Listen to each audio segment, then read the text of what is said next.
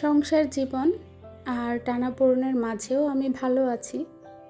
জীবনের সমস্যা থাকবে, টানাপোড়েন থাকবে, হিসাব নিকাশ মেলাতে কষ্ট হবে, তবুও প্রতিদিন নতুন করে শুরু করার সাহসটাই আমাকে বাঁচিয়ে রাখে। সংসারে হাজারো দায়িত্বের মাঝে নিজের হাসিটুকু ধরে রাখা কিন্তু বড় একটা অর্জন। সব কিছু নিখুঁত না হলেও পরিবারের মানুষগুলো পাশে আছে, এটাই অনেক বড় শান্তি। কখনো ক্লান্ত লাগে, কখনো মন খারাপ হয়, কিন্তু তারপরও আল্লাহর কাছে শুকরিয়া আদায় করি, কারণ প্রতিটি কঠিন সময়ের পরেই সহজ সময় আসে। সংসারের ব্যস্ততা, দায়িত্ব আর টানাপোড়েনের মাঝেও আমি ভালো আছি, আলহামদুলিল্লাহ। ছোট ছোট শখগুলো নিয়েই এগিয়ে চলছি আর বিশ্বাস রাখছি সামনের দিনগুলো আরও সুন্দর হবে, কারণ আমি জানি জীবন মানেই শুধু সুখ না, কিছু দায়িত্ব, কিছু ত্যাগ আর অনেক ধৈর্যের গল্প। প্রতিদিন নতুন নতুন চ্যালেঞ্জ আসে, কখনো অর্থের চিন্তা, কখনো সংসারের হাজারো ব্যস্ততা। তবুও থেমে থাকলে তো চলবে না। অনেক সময় নিজের ইচ্ছেগুলোকেও পাশে সরিয়ে রেখে পরিবারের প্রয়োজনকে গুরুত্ব দিতে হয়। হয়তো সবাই সেই ত্যাগগুলো দেখে না, কিন্তু একজন সংসার সামলানোর মানুষের প্রতিটি দিনের পেছনে লুকিয়ে থাকে অনেক পরিশ্রম আর ভালোবাসা। টানাপোড়েন আছে বলেই হয়তো সুখের মুহূর্তগুলো আরও বেশি মূল্যবান মনে হয়। দিনের শেষে পরিবারের মুখে হাসি দেখলে মনে হয় সব কষ্টই সার্থক। তাই অভিযোগ না করে কৃতজ্ঞতা নিয়েই এগিয়ে যেতে চাই।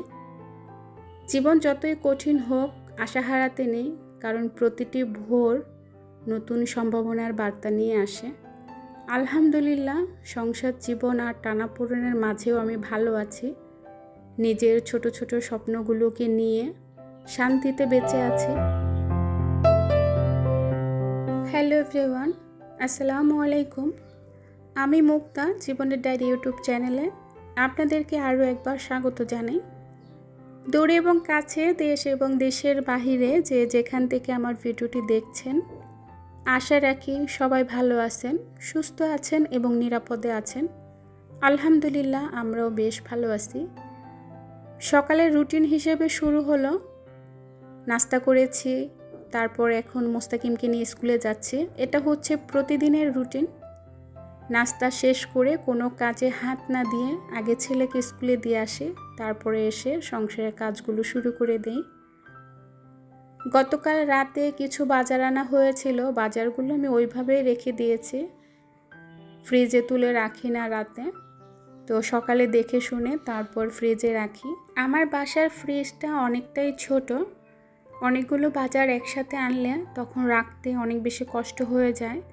তো সকালে একটু গুছিয়ে তারপরে জায়গা করে ফ্রিজে রাখি, আর যা রান্না করি সেটা আলাদা করে নিচেই রাখি।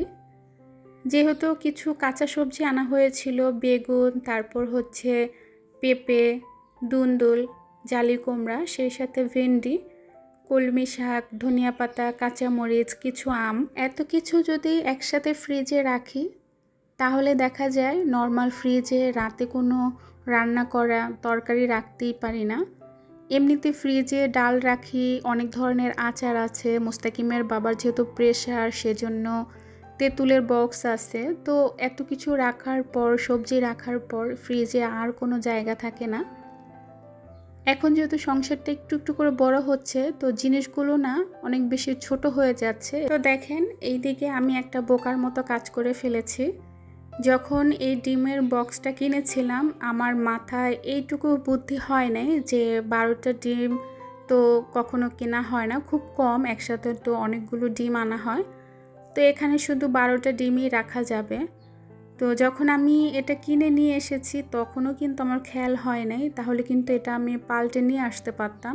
যখন ডিমগুলো রাখছিলাম তখন মনে হলো যে বড়টা আনাটা আমার উচিত ছিল। এখানে তো সবগুলো ডিম একসাথে রাখা যাবে না, সেই ঝুড়িতেই তো রাখতে হবে, তাহলে আর এটা এনে আমার কোন লাভ হলো।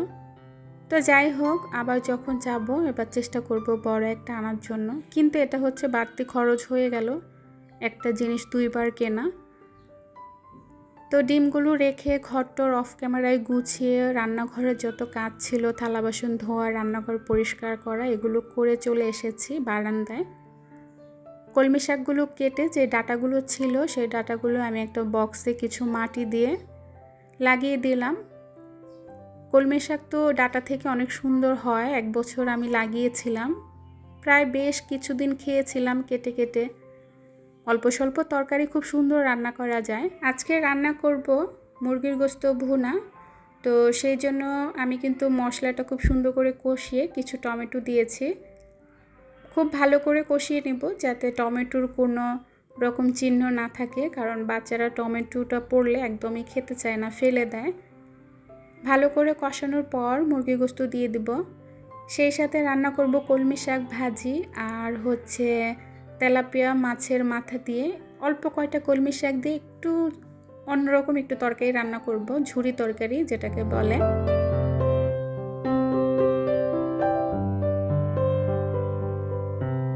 জীবনে সব সময় আয় একরকম থাকে না, কখনো ভালো সময় আসে আবার কখনো খারাপ সময়ও আসে। তাই ভালো সময়ে সামান্য হলেও কিছু টাকা জমিয়ে রাখা খুবই প্রয়োজন, কারণ বিপদের দিনে জমিয়ে রাখা টাকাটাই সবচেয়ে বড় ভরসা হয়ে দাঁড়ায়। অনেকেই হয়তো মনে করেন বেশি টাকা আয় করলে মনে হয় কি সঞ্চয় বেশি করা যায়। আসলে বিষয়টা কিন্তু তেমন না। সঞ্চয় করার ইচ্ছে থাকলে অল্প আয় থেকেও কিছু টাকা জমানো সম্ভব। প্রতিদিনের ছোট ছোট অপচয় কমিয়ে সেই টাকাই সঞ্চয়ে রাখা যায়। কষ্ট করে টাকা উপার্জন করা প্রতিটি টাকার মূল্য অনেক। খরচ করার আগে একবার হলেও ভাবা উচিত প্রয়োজনের জন্য খরচ করছি নাকি শুধু ইচ্ছের জন্য। প্রয়োজন আর ইচ্ছের মধ্যে কিন্তু অনেক পার্থক্য আছে, আর এটা বুঝতে পারলেই আমরা সঞ্চয় করতে পারবো। জীবনে অনেক স্বপ্নই পূরণ হয় সঞ্চয়ের মাধ্যমে, হোক সেটা নিজের একটা ঘর, সন্তানের পড়াশোনা কিংবা পরিবারের জন্য ভালো কিছু করা। সব কিছুর পেছনেই থাকে ধৈর্য আর সঞ্চয়ের গল্প। অনেক সময় মানুষ আমাদের সঞ্চয় করার অভ্যাসটা দেখে হাসাহাসি করে, কিন্তু যখন জরুরি মুহূর্তে নিজের জমিয়ে রাখা টাকা কাজে লাগে তখন বোঝা যায় সঞ্চয়ের আসল মূল্যটা কত। আসলে সঞ্চয় শুধু ব্যাংকে টাকা জমা রাখা তা না, বরং নিজের ভবিষ্যতের জন্য একটি শক্ত ভিত্তি তৈরি করা। সঞ্চয় যত কমই হোক প্রতি মাসে সামান্য হলেও কিছু টাকা আলাদা করে রাখা উচিত। আসলে কি জানেন, আমার হাজবেন্ড যেই টাকাগুলো ইনকাম করছেন তার প্রতিটি টাকার পেছনে অনেক পরিশ্রম, অনেক ত্যাগ আর অনেক স্বপ্ন। টাকা শুধু খরচ করার জন্য না, ভবিষ্যতের জন্য আগলে রাখা উচিত। আজ যে টাকা বাঁচিয়ে রাখা যায় সেটাই কাল কোনো না কোনো প্রয়োজনের মুহূর্তে সবচেয়ে বেশি কাজে আসে। আমরা মধ্যবিত্ত পরিবার, আর মধ্যবিত্ত পরিবারের মানুষ জানে টাকা জমানো কতটা কঠিন। সংসারের হাজারো খরচের মাঝেও একটু একটু করে সঞ্চয় করার মানে নিজের স্বপ্নগুলোকে বাঁচিয়ে রাখা। হয়তো টাকার অঙ্কটা ছোট, কিন্তু সেই ছোট সঞ্চয়ের মধ্যেই লুকিয়ে থাকে বড় আশা। কখনো কখনো নিজের শখকে একটু পিছিয়ে দিতে হয়, অপ্রয়োজনীয় খরচ এড়িয়ে চলতে হয়। তখন মনে হতে পারে অনেক কিছু থেকে বঞ্চিত হচ্ছি, কিন্তু সময়ের সাথে সাথে বুঝতে পারি সেই সিদ্ধান্তগুলোই ছিল সবচেয়ে বুদ্ধিমানের কাজ। আমার প্লাস্টিকের ব্যাংকে কিছু টাকা জমিয়েছিলাম। টাকার পরিমাণ হয়তো খুব বেশি না, কিন্তু এই ছোট সঞ্চয় আমার একটা বিপদের সঙ্গী। আজকে ব্যাংকটা আমি ভেঙে ফেলবো, আর সেই ব্যাংক ভাঙার পর কত টাকা হয়েছে সেটা আপনাদের সাথে শেয়ার করব। 1 মাসে একটু একটু করে জমিয়েছিলাম। মোস্তাকিমের বাবা প্রতিদিনই মার্কেট থেকে এসে আমাকে 200, 100, 500, 1000 এরকম করে দিয়েছিল। তো আলহামদুলিল্লাহ আমিও সেই টাকাটা খরচ না করে ব্যাংকে ঢুকিয়ে রেখেছি। আজকে আমার ছোটোখাটো একটা বিপদ, তো ভাবলাম এই ব্যাংক যেহেতু আছে তাহলে অন্যের কাছ থেকে ধার করার কি দরকার আছে। নিজের ঘরে যেহেতু আছে, এখন ভেঙে সেই সমস্যাটা সমাধান করি, আবার জমাবো, সমস্যা কি। তো সেজন্য ব্যাংকটা ভেঙে ফেলেছি। তবে সত্যি কথা বলতে কি জানেন, আজ বুঝতে পারলাম সঞ্চয়ের গুরুত্বটা কতটা। অল্প অল্প করে টাকা জমিয়েছিলাম, আজ একটা ছোট্ট বিপদের সময় সেটাই কাজে লাগাতে পেরেছি। টাকার পরিমাণটা হয়তো খুব বেশি ছিল না, কিন্তু প্রয়োজনের মুহূর্তে এই সঞ্চয়টাই অনেক বড় স্বস্তি এনে দিয়েছে। আজকের এই অভিজ্ঞতা আমাকে আরও বেশি সঞ্চয় করতে উৎসাহ দিল। আমরা মেয়েরা অনেক বেশি সঞ্চয় করতে পছন্দ করি। আমরা চাই কিছু কিছু টাকা জমিয়ে রাখি, তবে সবসময় তো করা সম্ভব হয় না। এটা হাজব্যান্ডের আয়ের উপরে নির্ভর করে।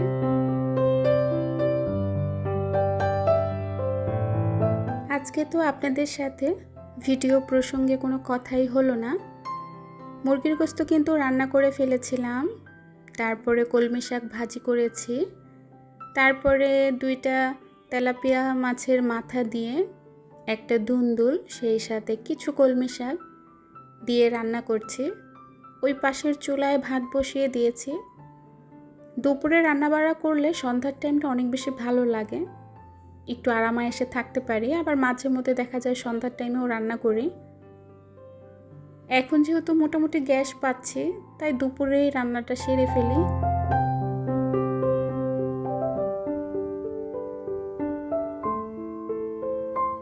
সংসার জীবন কিন্তু সহজ না।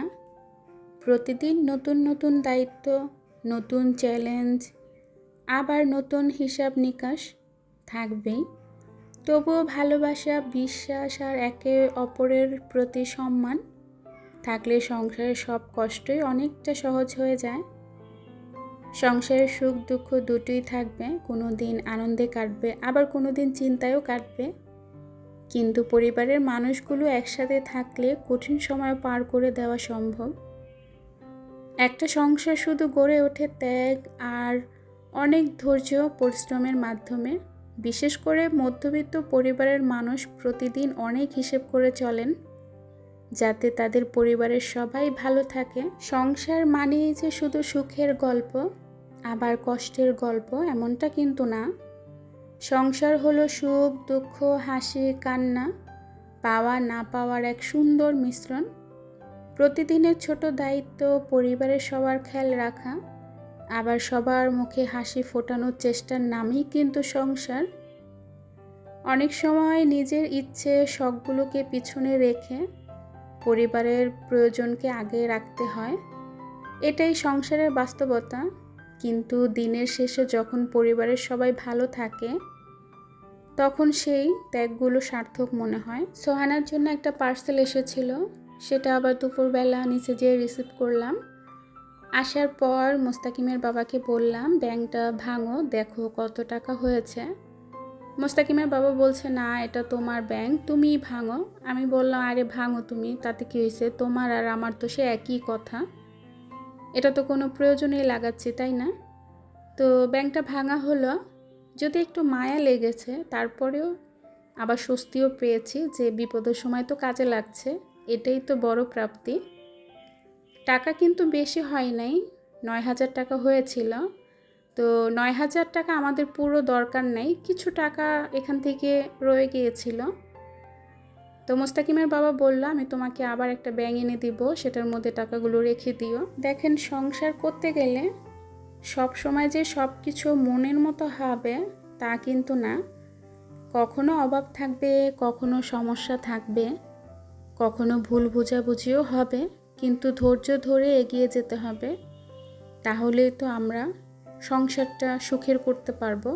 আমরা যদি হতাশ হয়ে যাই ছোট ছোট বিষয়ে, তাহলে হতাশা আমাদেরকে আরও জাপটে ধরবে, তখন আমরা আরও বিপদগ্রস্ত হয়ে যাব। যাই হোক, সব শেষে আপনাদের উদ্দেশ্যে আমার ছোট্ট একটা কথা। দেখেন, সংসার ছোট হোক কিংবা বড় হোক, আপনার হাজব্যান্ডের আয় বুঝে একটু একটু করে জমিয়ে রাখবেন। আপনার যখন একটা বিপদ আসবে, সেই বিপদে কারো কাছে হাত না পেতে আপনার জমানো টাকা দিয়ে সেই বিপদটা সেরে ফেলতে পারবেন। তো ভিউয়ার্স, আজকে আপনাদের সাথে অনেক কথা শেয়ার করলাম।